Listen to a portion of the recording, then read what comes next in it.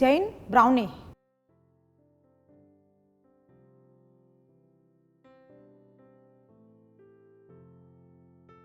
જય Jinendra. Welcome to સંજીવી કપૂર ખજાના. હું છું અમીષા. આજે હું આપ સૌ માટે લાવી છું જૈન રેસિપીનો ખજાનો. આજે આપણે અહીંયા બનાવશું જૈન બ્રાઉની. નોર્મલી બ્રાઉની કે કેક ક્યાંય પણ જૈન નથી મળતા ને આજે આપણે અહીંયા બનાવશું પ્યોર વે જૈન બ્રાઉની, જેમાં કોઈ પણ ટાઈપના એગની કશું બી નહીં હોય. પ્યોર છાશથી બનાવેલી આપણે અહીંયા બ્રાઉની બનાવશું, જે તમે પોતે પણ ઇઝી વે ઘરમાં બનાવીને આ વસ્તુ ખાઈ શકો છો.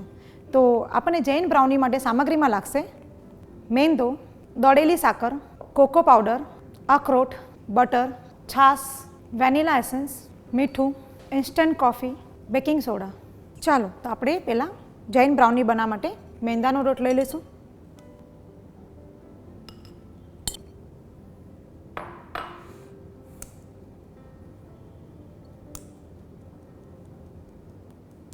કોકો પાવડર,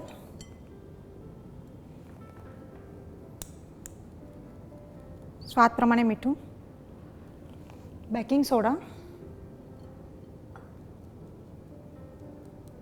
ને આપણી આ દળેલી સાકર.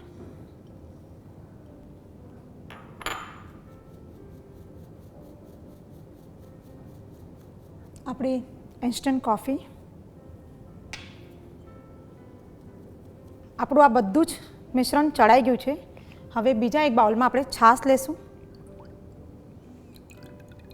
એની અંદર આપણે આ બટર નાખશું.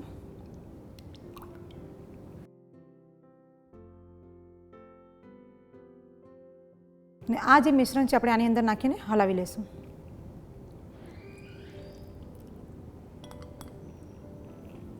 એની અંદર આપણે આ વેનીલા એસેન્સ પણ નાખશું, જેનાથી સારી ફ્લેવર આવી જાય.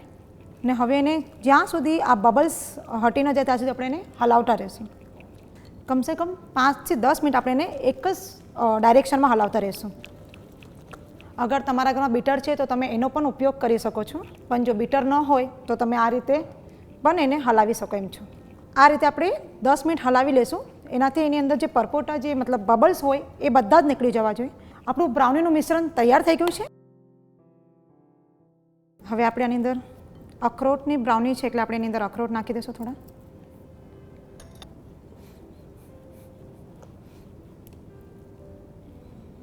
હવે જે આપણું જે એલ્યુમિનિયમનું મોલ્ડ છે એની અંદર આપણે પહેલેથી ઘી લગાવીને થોડું મેંદાનો લોટ નાખીને એને આ રીતે તૈયાર કરી લીધો છે. હવે આ બ્રાઉનીનું મિશ્રણ આપણે એની અંદર નાખી દઈશું.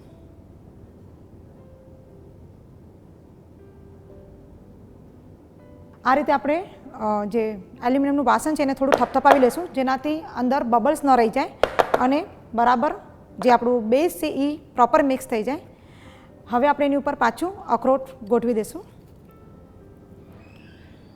આપણી બ્રાઉનીનું આ બેઝ તૈયાર થઈ ગયું છે અને આપણું 180 ડિગ્રી પર ઓવન પ્રીહીટ થવા માટે મૂકી પણ દીધું છે.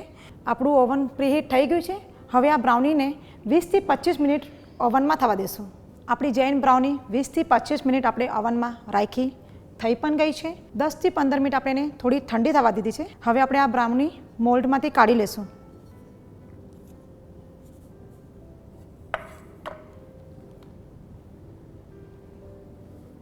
હવે આપણે એને ટ્રાયેંગલમાં કટિંગ કરીને એક પ્લેટમાં સર્વ કરી લઈશું.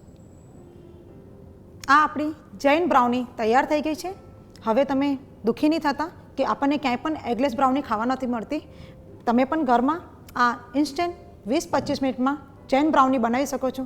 ગરમા ગરમ બ્રાઉની ખાઈ શકો છો અથવા આઈસ્ક્રીમ સાથે પણ તમે સર્વ કરીને આ બ્રાઉની ખાઈ શકો છો.